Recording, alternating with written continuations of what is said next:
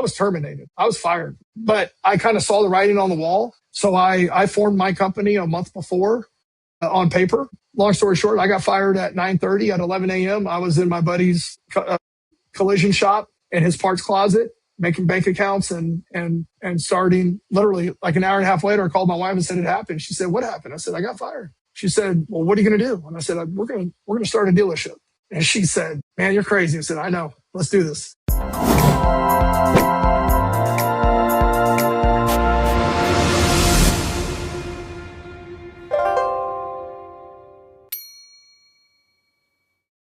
Hello, folks. Welcome to another episode for Revenue Playbook Chronicles. I am your host, Gene Lytle. I have a special guest today, Robert Laymon. He is the president of NGFF Automotive Corporation in McKinney, Texas. He is kind of unique because he also has a tech company. He is the CEO and CTO and founder of ICB Tech Solutions with 23 years of retail automotive experience. Robert, welcome. How are you doing today? Gene, hey, good to see you, man. Thanks for having me on. That is so awesome. I remember the last time we talked, you had so many things going. It was absolutely incredible. I was shocked that you even had time to stop to talk to me. So it was kind of amazing. So I am interested. Obviously, you know, I have 40 years experience in the automotive industry. And so I'm so excited to hear about your journey, kind of like where you got started. I know you had some things that you had to overcome along the way. And so I'm excited to be able to hear, and maybe you can just start us off with that journey and we'll kind of take it from there. How's that? Yeah, sounds great. Yeah. So I'm an Air Force brat. My dad was in the Air Force, stationed at Randolph Air Force Base in San Antonio, and went to high school there. Obviously I was diagnosed pretty early with ADD and ADD as a youngster. I was medicated for it, which was kind of interesting. Fast forward just a little bit, I ended up getting recruited by the Air Force Academy to play football, and come to find out I wasn't eligible to fly, which my dad's a pilot in the Air Force, and I had a small desire to fly, not a strong desire, but was exploring the options to fly airplanes in the Air Force. And due to the medication that I was on as a young kid, they were mind altering drugs, and I was ineligible based on a decision some counselor made, in seventh grade. Wow. Kind of interesting. Yeah. So that's something to consider if you're, thinking about medicating a child. There could be some future, consequences that are uncalculated or unforeseen. But the core of that was, ADD, and I was always the rambunctious kid and didn't pay attention, couldn't sit still in the seat. I kind of always felt like I was in the back of the class, but not because I was goofing around, but like literally they put me back there to not be a distraction. And so I kind of just felt inadequate, amongst the other kids. And it really didn't know why. I mean, I felt normal. I felt fine. I just felt like I was being treated different. And even retrospectively, I don't know if I was or not. It was just, that was my perspective, as a youngster. So I was never really good at school. I just, in that formal sit down, learn, regurgitate the information, test taking format is not for me. That is not the way I learn. So I struggled all through junior high and high school. I was fairly good at football and got, took the SAT and the ACT and had horrible scores. I'm not a test taker. Luckily, I could catch a football and run some people over on a football field. And so the football coaches were knocking, and, there's one set of standards for me, and there's another set of standards for thee. I didn't write the playbook. I just played the game. So I was able to. What position did you play? So I was recruited as a tight end, right? I was probably one of the physically large tight ends in high school. I was 6'4", 240 pounds. I was fairly quick, but I had really good hands and really good hand-eye coordination. So but the problem was when I got to college, I kept growing, and I got up to 290. And so pretty quickly I got moved to center. So I was a talented, skilled player at an internal line position of center. And so, so I ended up playing center at Texas State and San Marcos. I did that. And then my glory day of college football was we had an amazing All-American tight end. We were playing Big 12 Missouri. He went across the middle, got hit, and broke his fibula in his lower leg. And his backup was a true walk-on freshman. So there was no real depth there. And so I literally played with two jerseys. I had a 74 and 84 jersey. So if I was playing center, like literally I'd run over the sideline, there would be three trainers, ripping a jersey off and peeling a jersey on. I'd take one play off and go in. Basically when we got inside the 20-yard line, and go to a big package, they would strip the jersey and put an eligible receiver on me, and then I would do that. And I caught a touchdown. It was I was the third option. I was standing in the back of the end zone, waving my arms. He threw it to me. I caught it, scored. I celebrated with the offensive line. Everybody went nuts because the fat kid found a cupcake in the end zone. So that's my claim to fame. But it happened one time, and I'll tell my kids that story till I die. So.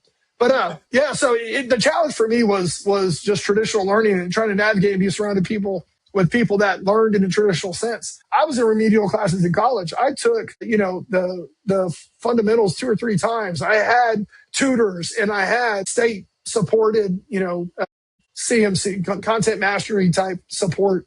So anyways, it was just a different non-traditional educational process, but while playing football and loving what I did. So yeah, that's it. Awesome.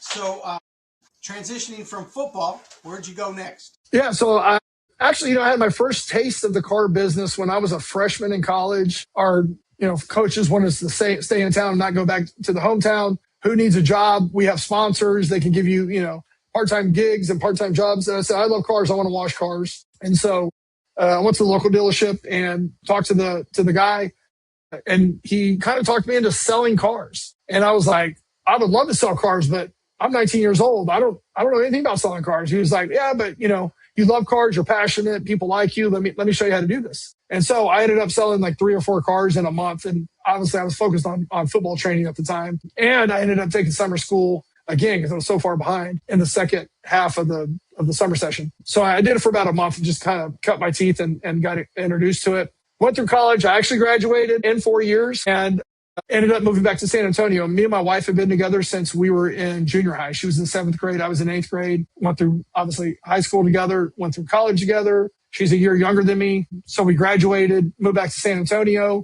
and couldn't get a real job, through monster.com, I think it was back then, whatever, for job boards. So I called a friend of mine that was in the car business and said, hey, man, let me sell cars for you. That's the only experience I had other than that, unless somebody was going to let me play football part-time, and I wasn't that good. So he said, yeah, come talk to me. So I went to talk to him, and his general sales manager at the time was an ex-alumni at the high school I played at. And when he introduced me to him, he looked at me and said, are you number 89? I said, yes, sir. I played 89 at Judson High School. And he goes, you're hired. What do you mean I'm hired? He was like, yeah. And he was like, my name is, and I don't want to say his name, still a very good friend of mine and confidant. But he said, yeah, you're hired. He goes, I'm an alumni there. We take care of, alumni there, and we're going to give you an opportunity. I said, okay, cool. So started selling cars. And did you may have said it, and I may have missed it, but what were you studying that you were going to be your career before you kind of moved into the automobile industry?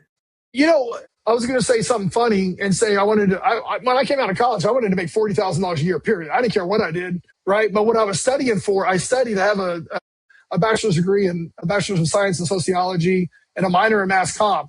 Mass comm, now check this out. This is complementary to the story. Mass comm requires a GSP, a grammar, spelling, punctuation test to fulfill your obligation to the discipline. And guess who can't spell, use punctuation, or have good grammar? This guy right here with the 2 thumbs. I can't do it, right? And so actually I switched it so I didn't have to take the GSP. So I was a mass comm major with a sociology minor, and I flipped them so I didn't have to take the GSP, figured I'd get the same content, whatever. I just have a huge passion for media and creation, right? Given the non-traditional learning. I edited all our high school basketball and football videos, right? Back then it was a weird, 2 VCRs and dials that you would turn to do all this stuff and add music and fade in, fade out. I was kind of a DJ in high school. So that whole media thing I really enjoyed. So, but I knew I couldn't make money at it, not coming out of college. So I just kind of shelved that. But it's kind of a segue statement too. My freshman year, my second semester, you got to understand when I was in college, this is not, I got there in 1998. So 1999, 2000 was kind of the term when the internet was just exploding. The .com boom happened. But what was going on in the dorm rooms was Napster, right? And eBay and Pirate Bay and all these things were going on. And we were just consuming media for free. And I found that fascinating because I love computers. I love technology. I love media. I love creation, all that stuff. But So my roommate my suite mate was a computer science major. He talked me into taking a introduction to internet programming 101, right? So I took it my second semester in college. I took the class. I got pneumonia towards the end of the class, and I was out for like 3 weeks. Like I got really, really sick. And so I missed like 3 weeks of the class. I went back for the final. To date me, the final was a 3.5-inch floppy, and you had to bring it with you. And the teacher wrote 3 questions on the board. And I don't remember 2 of them, but one of them was find a picture of Melinda Gates. So back sounds redundant and stupid now, but okay, where do you go to find images on the internet? You go to Yahoo, type in Melinda Gates, click images, and then you would have to like subfilter it. And then you had to save it to the desktop and put it on the floppy. Okay, I failed. Okay, so I mean, I got a C in the class, but I failed the final. And so I didn't have enough foundation, or I didn't think I did, to go to the 201, the follow-up class to the first one. It was a whole program of programming. Right. But I learned enough to be dangerous. Literally the foundation, the fundamentals of how the internet works, how everything's wired together, and the fundamentals of coding. And that's where my technology journey started. But I didn't take anything else in college. I just goofed around and made stuff that I thought was funny or cool. Graduated. So I didn't know what I was going to do. I wanted to do media. I knew I wasn't going to make money at it. I couldn't get a job. I couldn't get a job doing anything. I repoed furniture was my first job out of college. I got chased by all types of weird people and not good. My wife said, yeah, my wife told me, she said, you're not repoing furniture. You have a college degree. You don't need to be getting chased by dudes with guns and on the south side of San Antonio. Like, get a real job. And I said, okay, well, I'm gonna go sell cars. She's like, I said a real job. So anyway, so I called my buddy up. And I'm ultra passionate about cars. That was probably my first love. My dad's an aircraft mechanic and pilot. He was always fixing the car, fixing the boat, flying airplanes, doing that stuff. So I really had a strong passion for anything that burned gas, the boat, jet skis, motorcycles, cars. And so the reason I wanted to sell cars was literally to be around cars. Like, look, I just want to be in their presence. I don't care if they're Corollas, they're boring, they're bland. I'd rather be around that than not be around it all day. So that's why I asked the buddy, hey, can I come sell cars? His boss was an alumni of my high school, hired me on the spot. I got fired 2 weeks later because I didn't sell anything.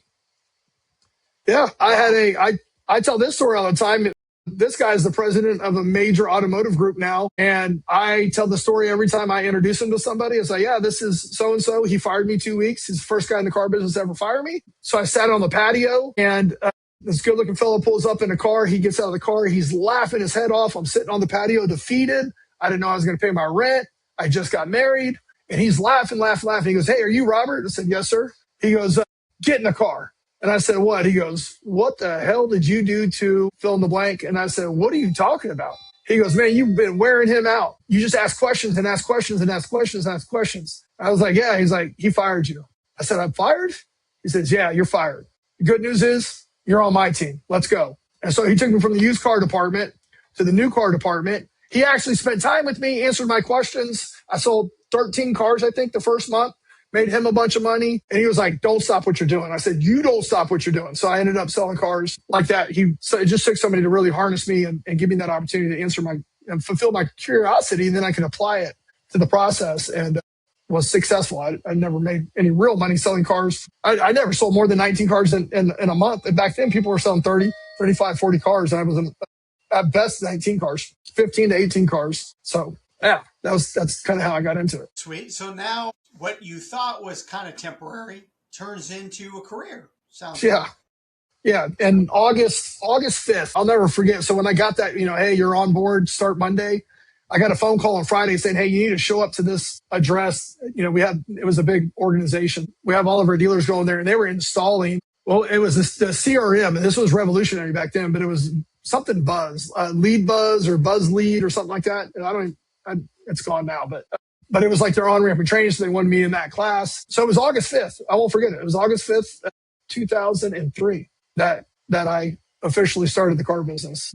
Went to that class, and yeah, so we're in August 5th this year will be 23 years, and I'm still in it. Amazing. Now, from making that transition from a salesman to now being in charge of salespeople, how did those transitions go?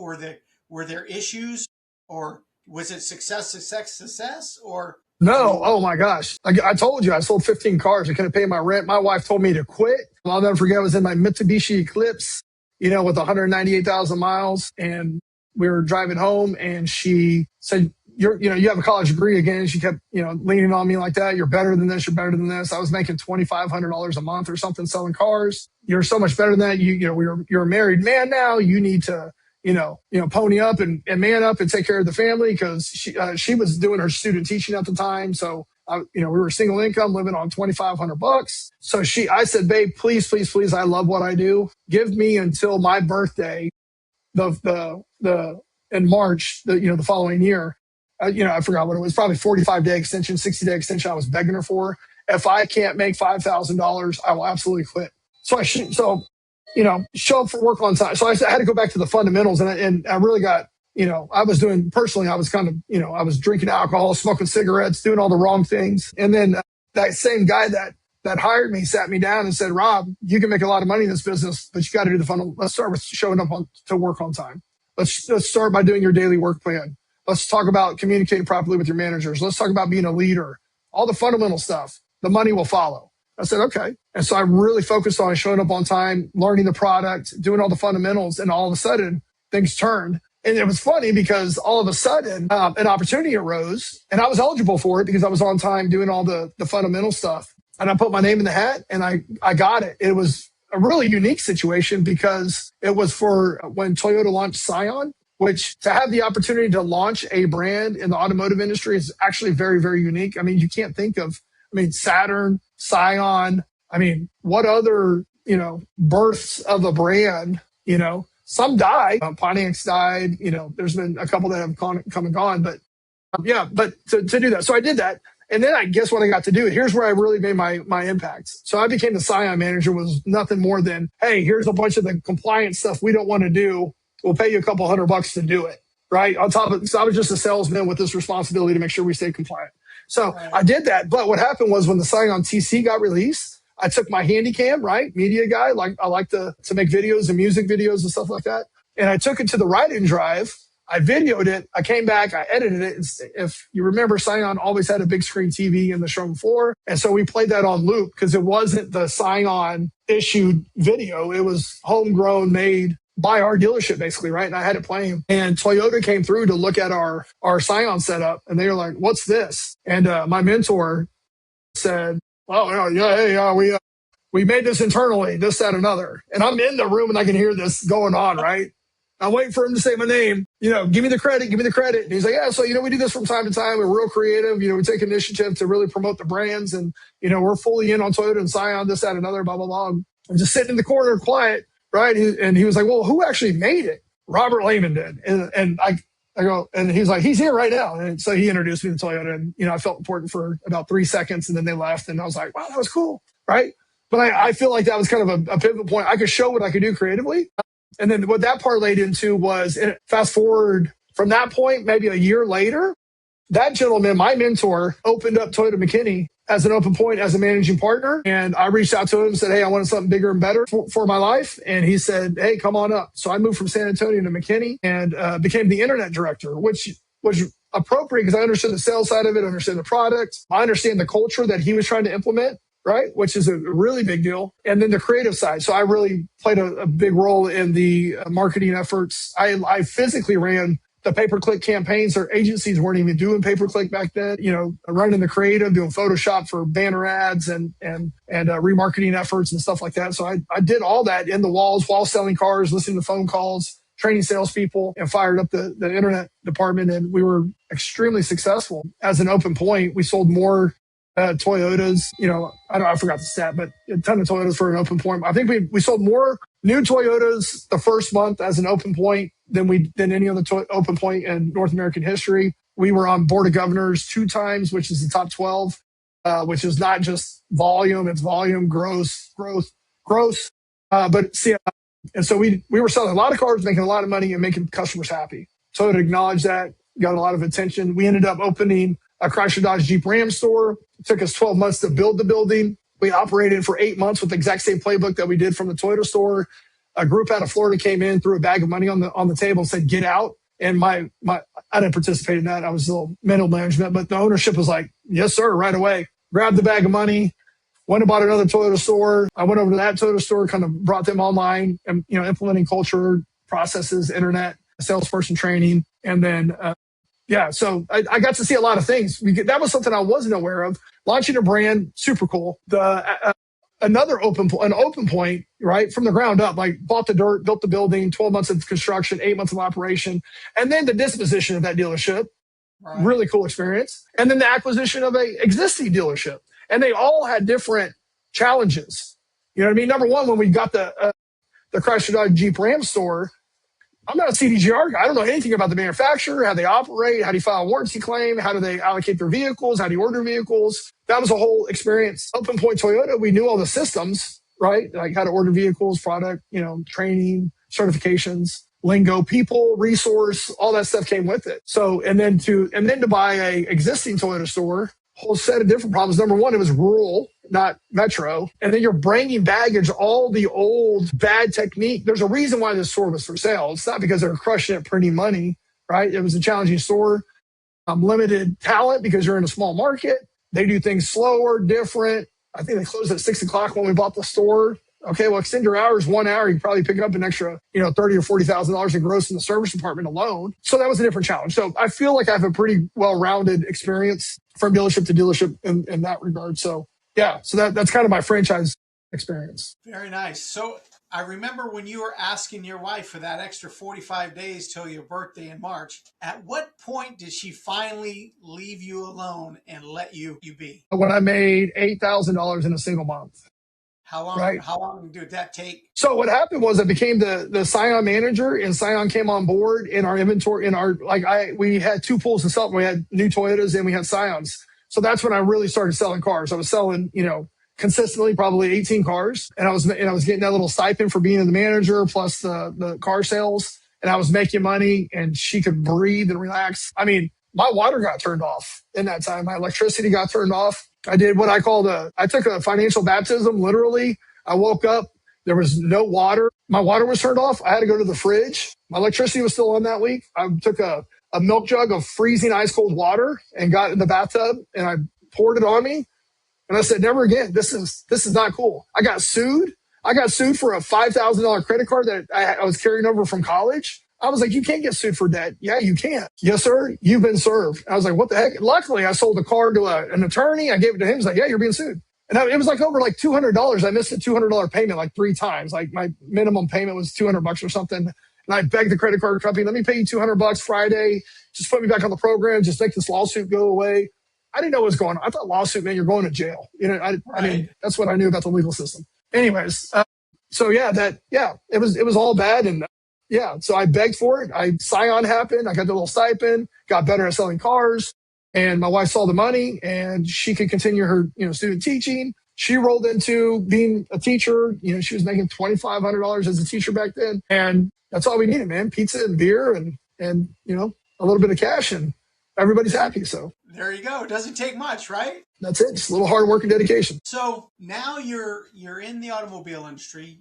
Brought us up to today. You had mentioned that, you felt like, it was time for you to go out on your own. Tell me about that. How, first of all, that's a big step because you got to worry about a whole bunch of other things versus just selling a car, right? So tell me about that part. Yeah, so I've always had a strong itch to be entrepreneurial. One of the steps in that journey at my last Toyota store was in 2012, 2013, my ownership and I created some software. It was mildly successful. People would come in and tour the dealership. How are you all so successful? And we were showing them this tool. They were like, hey, can you turn us on? And so we would sell them subscriptions to this tool. We did that for about 2 years. It was profitable, but it wasn't like exploding. But I knew enough about that side, like the SaaS world, began to be dangerous. I made a little bit of money at it, and nothing really to write home about. And then so that kind of just faded away. The market changed, the industry changed, and we didn't want to recapitalize it to keep breathing air into it, life into it. But fast forward from that, in 2019, my mentor in the ownership had a split. So he left. He went and bought an auto group himself, and I stayed behind, which was fine with me. That's cool. And so we're there.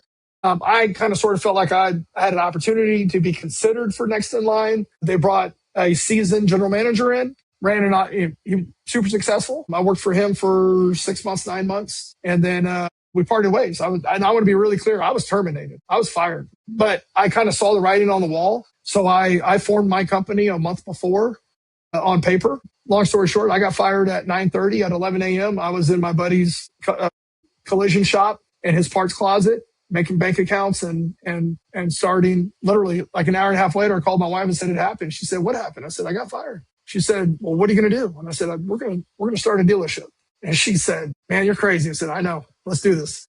Here we go again. It was crazy. So she was teaching and she got out of school at 3:30. We went and got our kids, which were much younger than they are now, obviously. And we took them to Chipotle and we said, "Hey kids, mommy and daddy are going to start a business." And they go, "Oh, that's great. That's exciting." Oh, man. Right. So I called another buddy of mine, a guy that helped me form the company on paper. And he said, "Before you quit, take every credit card you can. Go apply for every credit card you can. You're going to need cash. You're going to need debt. You're going to need to do all that." And so I opened up 3 or 4 credit cards.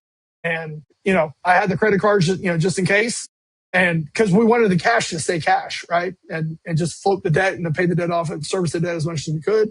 And so we had to stretch, turn a nickel into a dollar kind of thing to get going. So I was in that parts closet. I applied for my dealer's license. I failed. I didn't have all the right requirements, changed some stuff. He let me place this sign right here on the side of his building to be compliant because it had to be a permanently affixed sign, not a temporary sign. And so I put that sign on the side of his building and reapplied, rewent through the process, got approved. And now it's time to go buy cars. I got approved for a floor plan. I was so scared to use it. I didn't know how to use it. So I would take a crossbody bag with a pistol and $10,000 in cash and go to the auction and buy a car, right? You want to hear about struggles. So this is the same kind of, electricity, water being turned off struggle. I'm burning through cash. I had a nice house. I had a car, 2 cars. I had all this stuff going. And my bills didn't change because I got fired. You know what I mean? Like life was still going on. So my overall monthly nut was very high. I had to cover that. And I was watching the bank accounts just go, whoa, and I'm putting stuff on credit card and I'm seeing the cash just dwindle. And I'm in my front office just about, just literally crying because I'm blowing through my life savings. And my wife says, I called her into the living room. It was in the middle of the summer. And I said, "Babe, this isn't going to work." She says, "What?" I said, I'm burning cash at on scale at a record pace. Like it's just burning faster than we're going up. I haven't sold anything. I haven't, this, that, another. She goes, "No, you're not quitting." I said, "What do you mean?" She says, "You're going to the auction." I said, "I don't want to." She's like, "You're going to the auction and you're going to buy a car. You're going to buy a car so much, I'm dropping your ass off at the auction and you don't have a ride home. So you better buy a car." So we pull up to the auction. She kicks me out of the car. I buy a blue Honda Accord. It had a big old oil dent. They call it oil canning when it won't return. Bought an oil can trunk lid. I'm in tears. I'm driving it home. I bought this car. I didn't want to buy this car, but I had to have a ride home. My wife made me buy this car. I'm cussing her, like, whatever. And that ended up being the first car NGFF sold. So, wow. I mean, it whatever. So she's been a trooper. She's, along for this ride just as much as I am. So I sold the car. We made, a couple $100, and then I just started buying cars and whatever. So I started doing that. And then it became real. Like I can't do this out of the closet. Right. So I need to get a location. So we ended up finding a location like literally a quarter mile from that closet from my buddy's shop. And we signed a lease, and that was terrifying to sign a 3-year lease because I didn't know if this thing was going to work. And so we signed the lease in December. Our lease started, I guess, January 1st of 2020. So we had a 1 month free rent. It was a service department dealership. It was dragged out. I mean, it was just oil stains and cockroaches. And I mean, it was just nasty. So we had a free month of rent to renovate, which all that meant was clean it out and paint the walls white, mow the lawn,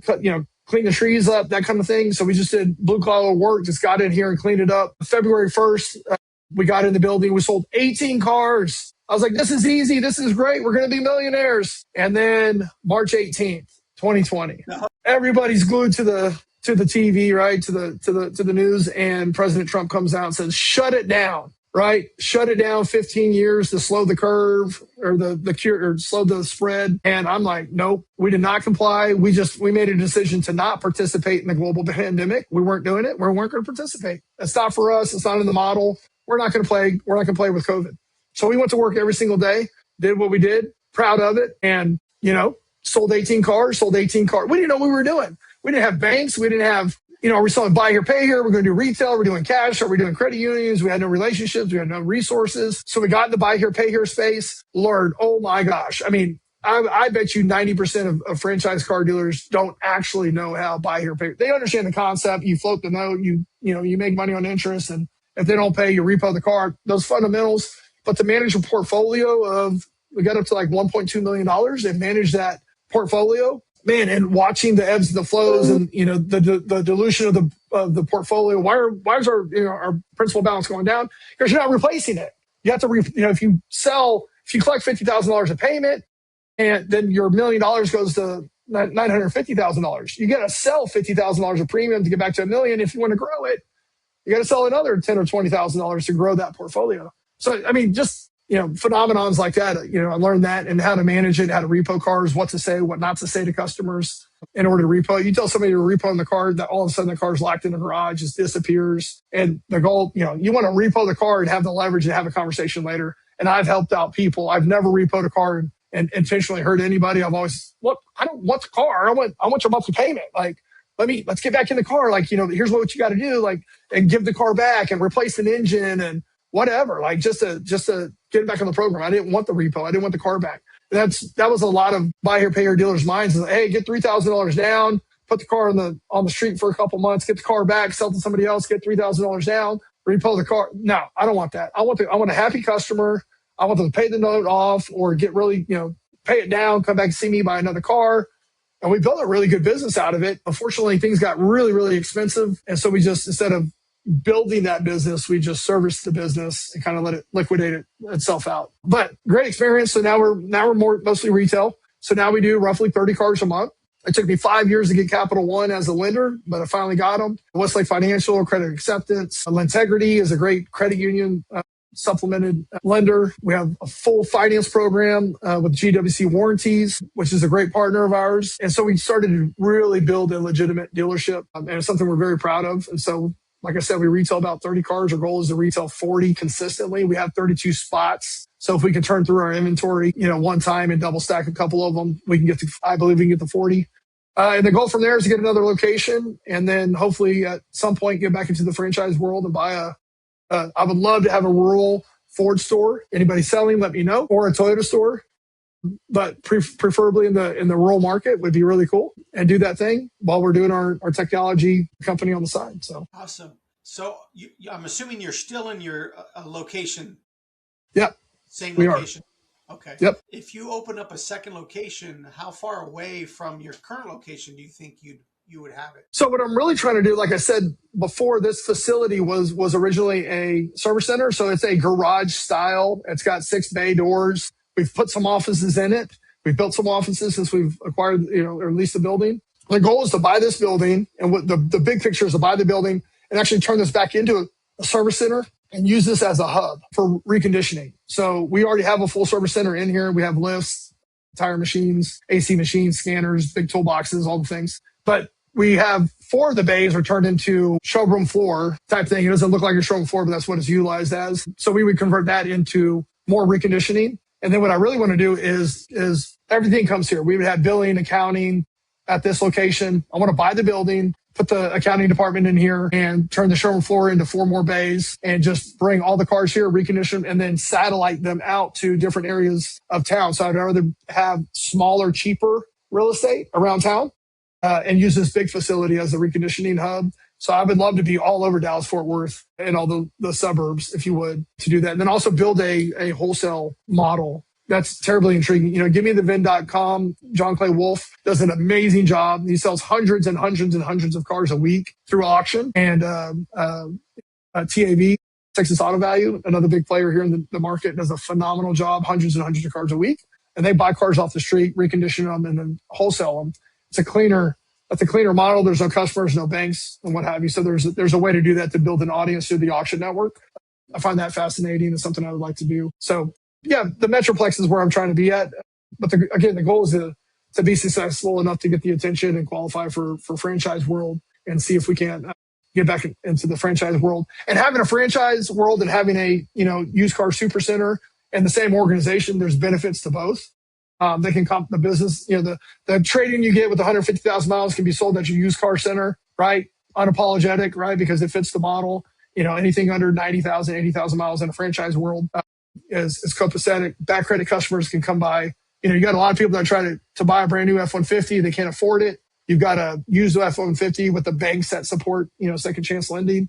So it's a good complement, good holistic business model to have a supplemental used car super center, so to say. What a great successful story that you've done. One thing that what I think the main reason what I was interested in and I wanted to see is basically what I call your new baby with ICB Tech Solutions. You have some new stuff out. Do you care to go over that? Yeah, well, the backstory. So first off, NGFF, nice guys finish first. It was a statement of integrity, being that I wasn't going to do the things it took to get to the top of the mountain and the kind of the corporate world. It's cutthroat. You gotta be mean to people, yell at people, and I don't want to say take their money, but you got to be selfish and finagle and wiggle. And this guy's not doing his job and talk behind people's back and jockey through. And I just hated that path. So that, this is kind of a statement of integrity saying that, hey, we're going to do things right. And the name came up because a successful guy in the car business, we're sitting at dinner one night. He says, man, I'll never be an owner of a franchise dealership. I said, what? You're like one of the best operators I know. He goes, I know, but I just won't do what it takes. And nice guys finish last in the car business. I said, then we just have to forge our own path and rewrite the rules. Nice guys can finish first. And I said, we'll call it NGFF Automotive, right? And so when I went to go fill out a file for the Secretary of State, CarMax was taken, Carvana was taken. So I was like, NGFF Automotive, just to file the paperwork, right? Just to get it on paper and get everything rolling. And so it ended up sticking. And so I'm proud of it and I don't want to change it. So parlaying into, there's a meaning behind ICB. In 2023, I had an idea to create a product called Instant Car Bid. A very good friend of mine that led me to Christ partnered with me. He has an automotive background, his marketing background. And we had this idea to market to people to submit that had a high propensity to sell their personal vehicle in private sales. And we would aggregate all this information, put them in a funnel, and then turn them into leads and then sell them back to franchise dealers so they could acquire inventory. And it was called Instant Car Bid. And so that was my first product at an independent, tech entrepreneurial level. My brother in Christ worked for a global nonprofit that does work abroad. I don't really want to disclose how or what it is, but it's a phenomenal organization rooted in the Christian faith. And he called me one day and he was overseas and he goes, man, I can't ride two donkeys. I got to be fair to both of you. My calling's over here. I want to go pursue this. All of my God-given talents are being called upon to go do this. I want to go do this, but I want to do that. But this is kind of more than just a worldly calling. And I said, well, I can't do anything but support you in that. I mean, you've done nothing but support me. Go. Be with God, go do your thing, man. So he went to go do that. And it was an amazing experience for him. And he's still involved in that organization. He's moved up in the organization. And this product, because I owned a dealership, the idea was for him to go sell the product, deal with the customers and the headache, and I would do all the coding and programming. And I'll do the back office. I can do that while I'm sitting at my dealership, and we'll get this thing up and running. And obviously with his exit, we just kind of let it sit at idle. But ICB, Instant Car Bid, was our first product. So we named the company ICB Tech Solutions. And so that we're actually breathing air back into that product now. But I had the company formed. Fast forward 2 years later, here comes AI. I'm extremely fascinated with it. I mean, bonkers. Like when I'm on social media, I'm not doing anything but consuming reels and small takes of it's happening so fast. Over the last few days, they release models and they take them back, and it was too aggressive and all this stuff. Fable 5 is what I'm referring to. But so I got obnoxiously obsessed with this. And so December 18th, I'll never forget the date, my general manager at my dealership walks in and says, hey, CarGurus took away Value My Car tool that we relied heavily on. We were a CarGurus dealer, and we always wanted the great badge. And we played that game, pricing the cars cheap, a race to the bottom, so to say. And they took that tool away. So he called them back and says, hey, what's the deal? Why'd you take the tool away? Well, you can have it back. It's $800 a month. And I was like, you're not going to hold me ransom. I'm not paying $800 a month for your tool. So I am going to build my old tool, put a VIN number in there. It'll bring back all the vehicles like in a spreadsheet. It'll be messy, but at least you don't have to go to, type in 2019 Ford F-150 XLT. 5-liter, 4-wheel drive, Super Crew, right? Every time I can just automate it where you put the VIN number and hit go, it'll bring back the market, and then you have to manually interpret it. So I built this tool and we use it internally. A friend of mine came by and said, hey, let me show you this thing. He goes, oh my God, what is this? I said, yeah, it does it, blah, blah. He goes, man, I can sell this. So insert him. And now he started showing dealers and dealers like, this is amazing. So dealers were like, this is amazing. And so now we've put it on an enterprise level VPS server, and we are now bringing it to market and offering it to dealers. We've got several dealers that are paying for it. We have several friends and family dealers at franchises and auto groups that are using it, tell us what they like about it, what they don't like about it. But I'm so excited about it. I think it's revolutionary, the value point that we bring. And the big reason to convey is why we did this. Look, I'm an independent dealer. I had a problem. I luckily had the means and knowledge to solve my problem. But the why we do it, or why we're bringing it to market, is because I want to bring big data to small dealers. Is really why I did it. And it just happens to have a franchise application as well. But so often small dealers like myself go to auction and they try to buy cars and they get smoked by the big dealers. And the reason they're really getting smoked is not because they have more money. It's because they have more access to the reason they're getting smoked is because they have access to big data, and they have confidence in that data. And so they leverage it against the small dealer, right? And so simple example, MMR on a car is $10,000 at the auction. And maybe you like the car. I'm going to pay $10,500 for this car. Buy fee, I'm in it for $11,000. But say it's a $10,000 book. The car comes up, it goes 10.5, it goes 11, it goes 12, it goes 12.5. And the guy over there is just raising his hand, buying the car. And you're like, this guy's crazy. He'll never sell that car. Book says it's worth $10,000 and he paid 12.5 for it, right? Well, it's not because he's just overzealous or just over cocky. He knows something you don't know. He knows that car retails for $16,000, right? And how does he know that? He has big data to support that decision. He doesn't care. The point isn't to buy the car at the auction, sell at the auction. It's arbitrage. You buy it at the auction market and you arbitrage it to the retail market, right? And you make money. That's how you do it. So you're moving market. So you have to know what that disposition market value is. And with big data, you know with a high level of confidence what it is. And that's what we were able to do. So simply put, how does it work? We aggregate dealers' inventory across the internet. We have two major pillars in our technology company that we're going to die by. Number one, all of our data is 24 hours old or newer, which is huge. And number two, data transparency. A lot of the pricing tools, JD Power, Black Book, Kelley Blue Book, some of the others, will tell you a car is worth $22,000. And you just have to believe it, right? Okay, yeah, Kelley Blue Book, Black Book, JD Power says it's worth $22,000. It must be $22,000. We absolutely don't believe in that. We're going to tell you the complexion of that appraisal or that assessment and why it happened. We're going to tell you how many cars made that blend up, what the low one in the market is, what the high one in the market is, what the average miles are, and how long that vehicle's been online. And not only that, we're going to give you access to every single one of those vehicles that made that complexion, so you can dig deeper and make sure that it's a proper comp to compare to your vehicle. And then based on that, can't tell you what your strategy should be. Price it high, negotiate down, bring it to market at a fair value, hold tight, or price it cheap and don't take $1 off. That's up to you. But either way, any way you want to do it, we can give you market data in real time to give you confidence in buying vehicles and bringing vehicles to market, because you'll have a high level of confidence of what they'll sell for. So, Robert, that sounds amazing, and because I've had a lot of experience in the used car side or the independent dealers, it's always a constant issue with them. Do you have the ability to be able to maybe show us how it works, or does that have to be something different? No. Yeah, I mean, give me a second. I'm not sure. How do I share my screen on this thing? It's kind of like Zoom. Yes, center in the bottom. All right, give me 1 second to set the screen up. Put that over there. Go here. Yeah. So here's a really, really, really big deal. So I get it. A lot of the franchises have the big money and they use vAuto. Again, that's how they are accessing the big data. And then the little dealers can't afford the premium for vAuto, so they use inadequate, very superficial books and tools to give them an idea of what market is. vAuto is great. I mean, it's got a lot of cool stuff in it, a lot of big data. But the problem with it, one of the big problems is the user interface. It is so antiquated, and there's so much data that is you can't apply it to your decision making because of the UI. It's in the way, and that's something we're very, very proud of is our UI. It's a very simple tool. We have two ways to appraise a vehicle. We have a couple. We actually have a couple, but one of the ways is the VIN number, mileage, or zip code, and you hit go.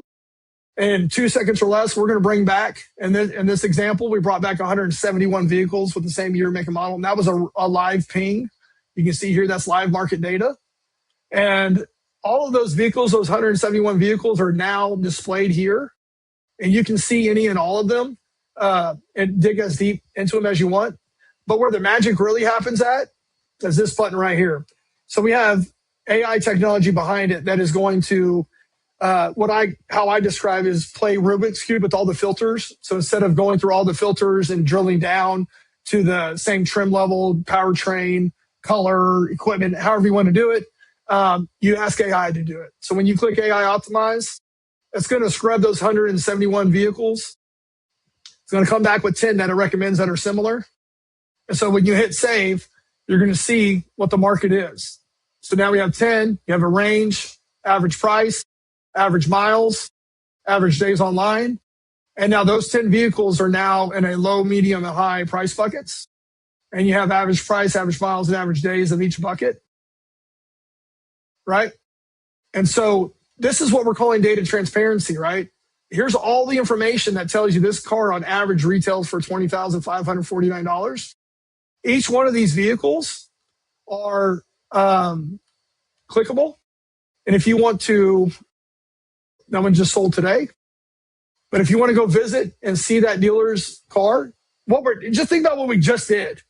We just replicated a customer's journey in 2 seconds or less, right? By bringing everything they're going to be exposed to when looking for a Toyota Camry on the internet, we brought it together in 2 seconds or less. And you can go to the customer's or the dealer, the representing dealer's VDP and see the car. You can pull MMR on the car, right?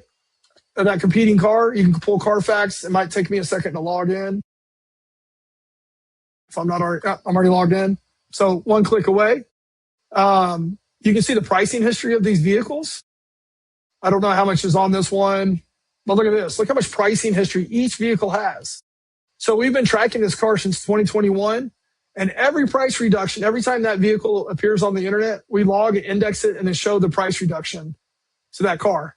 Now, this is kind of novel and cool. How do you use the data?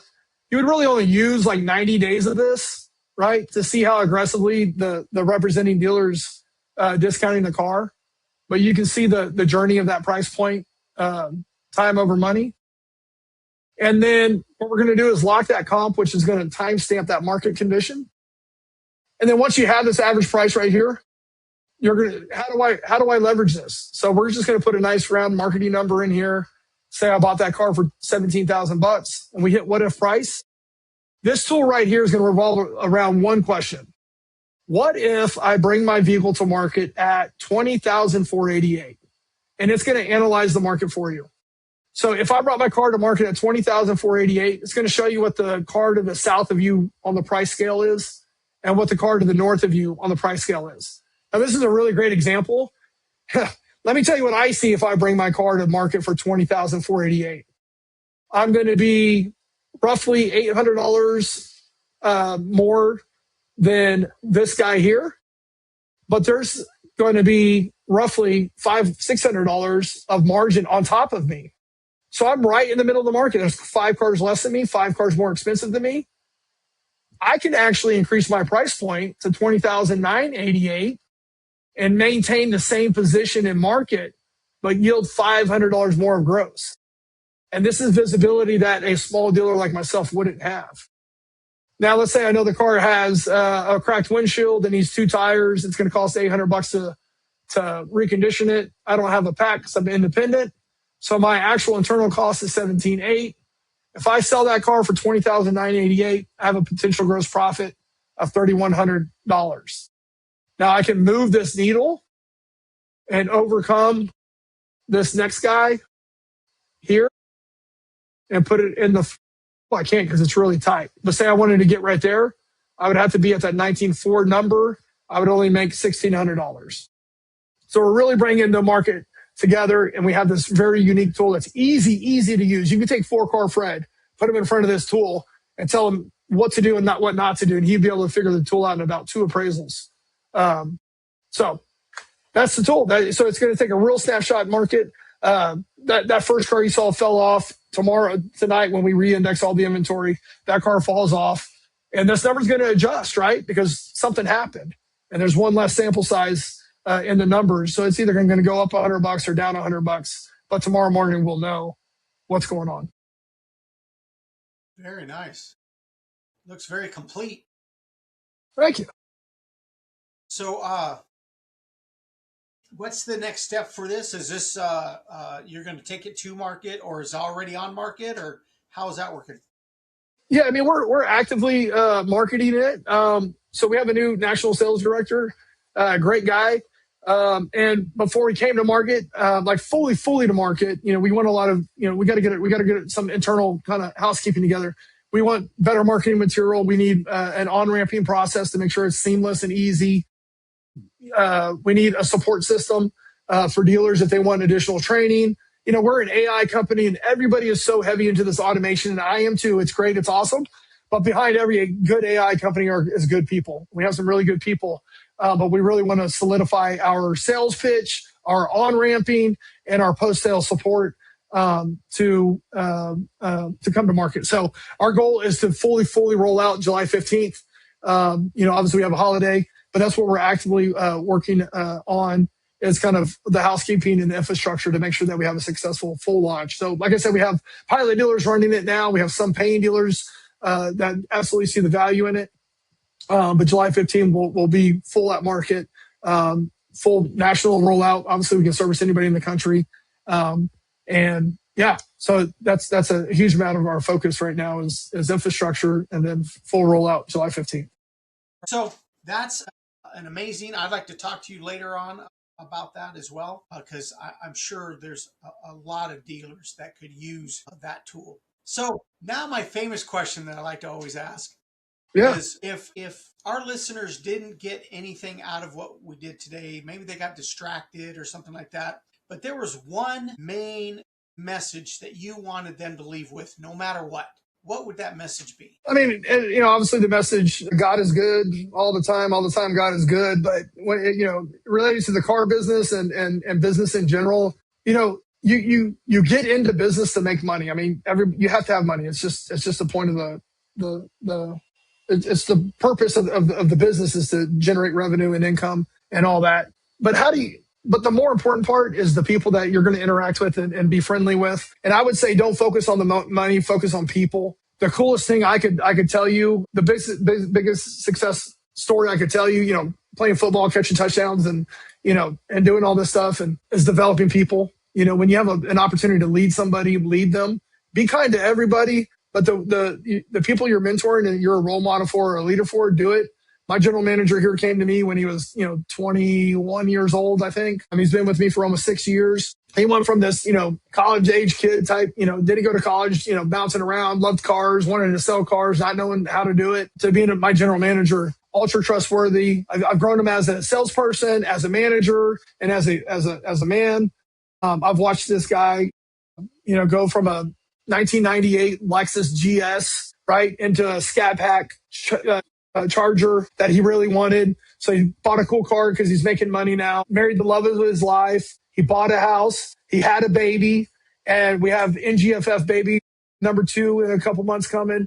And I can't tell you, I feel like I've had an impact, not just on his finances, right, but on his life and help develop him as a man. I was there when I couldn't provide for my wife adequately enough, and I had to come home, and that pressure that puts on somebody. And I didn't really have a leader at that time. I was in that cutthroat environment of he's showing up late, he's not doing right, he's not doing this. And man, if I just had like that manager that said you got fired, you're on my team. If I had more of that, I probably could have gone farther faster. So I think that's what it is. Like, don't focus on making money. Focus on developing people and being kind to everybody. It's not worth having all the money in the world and everybody hating you. Who cares, right? Be a positive impact on somebody's life, and great things will happen. And never quit. Never quit. Well said. Well said. If somebody wanted to take a look at that product that you have, the IME Dealer, where would they go? It's easy. You can the quickest way, we got some really cool videos. There's way cooler features on it. I just gave you the 2-second elevator pitch on it. So yeah, you can appraise any vehicle on any website with a VIN number. You can shop other dealers. It does all types of crazy stuff. But yeah, go to IMEDealer.com. That's IME. It stands for Instant Market Eval. IMEDealer.com. You can scroll down on the page. You can schedule a demo with us. Scroll down the page and it will show, we'll explain in depth how it works. Really encourage you to watch the VIN spot. That's VIN spot. That's how you can appraise vehicles on any website with a VIN number and odometer. Go to competitors, go to your own website. It'll appraise the vehicle. I think it's a 90-second video that shows how that works. Very impactful. But yeah, if you're a dealer, look, man, buy our software. Don't buy our software. Come talk to us. We want to educate people. That's kind of our marketing approach, is just educating dealers. And if they see the value in it, they'll ask us for a subscription. If they don't, and they took away a better understanding of what the market is and how data works and all that and what's actually available out there, a lot of dealers just think they have to use MMR. It's free, and that's the holy grail. Like, they don't know this type of platform even exists. If they want to just see it and get educated on it, man, I'll educate them, right? And again, trying to pour into people and educate them and opening their eyes and teaching somebody something, that's great. If they want to buy the software, that's great too. If they don't, man, go be with God and go buy cars and sell cars and do their thing. But yeah, again, helping others and leading with that olive branch instead of, just always asking how much it's going to pay me. I don't know. It may not pay you anything, man. Just do good by others and the money will chase you. Awesome. Robert, you have been a pleasure. I learned a lot from this today. So thank you for being our guest. I really do appreciate it. Also, to our listeners, thank you for watching another episode of Revenue Playbook Chronicles. If you liked our comment, please like, comment, share. Somebody says you can hype it now too. Do that. It helps the algorithm. I really appreciate it. I really would appreciate it. Push whatever button you have right there, and we will see you on the next one.